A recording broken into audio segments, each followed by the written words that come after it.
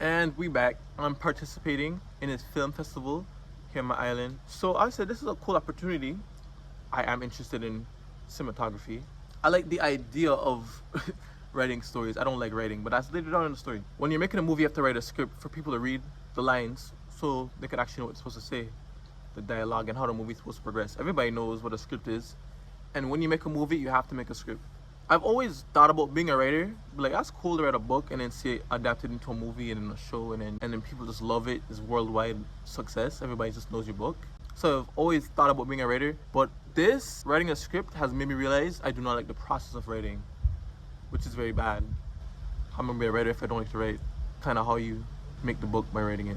So then I had to think to myself, like, I really don't like what I'm doing right now, but it's very necessary, very important for me to do to get this film ready. Then I had to think the next thought, and that thought was, I told myself, I gotta do this. It's very important for me to do this. I just have to. No ifs, ands, or buts. But I also don't want to be here just miserable doing it, because I also want to do it in the future. Maybe I want to write another script, or as I said, write books. Me just forcing myself to keep doing it all the time, that doesn't mean I like it. When you like something, you like the process of doing it. That's how I see it, at least. Because most of you doing this thing is the process. Most of you making a book is writing. Most of you being a student is studying, taking tests, taking notes. You have to actually like that stuff if you're gonna do it. To really get good at something, you gotta love the process. Because if you don't love the process, you're gonna get burnt out real fast. You're gonna keep doing it because you have to do it. At least this is for me.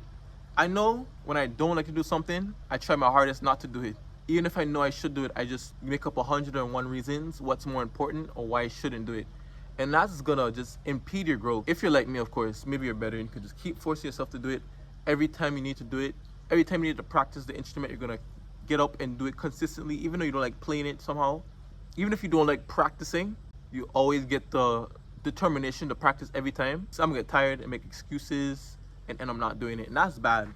If I wanna get good, I have to stay consistent. So I had to really think of how can I make this activity fun, because I have to do it. I have like 3 tips, and what I've seen helped me push past this script.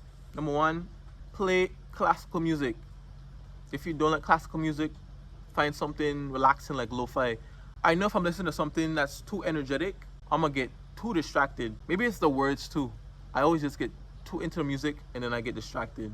Or I don't really think about what I'm doing as that kind of music stops me from focusing. So I've realized classical music, calming, lo-fi, relaxing music, that's the best to help you tunnel into anything you want to do. I don't know if that will fit the gym. Probably you want something more energetic for the gym. Things you gotta sit down and concentrate on, like a big task, like you have to write something. Music helps me to clear up most of the distractions in my head, which helps me focus. So if you're like me, classical music, give it a chance. Beethoven, Bach, just type it in, classical music, YouTube.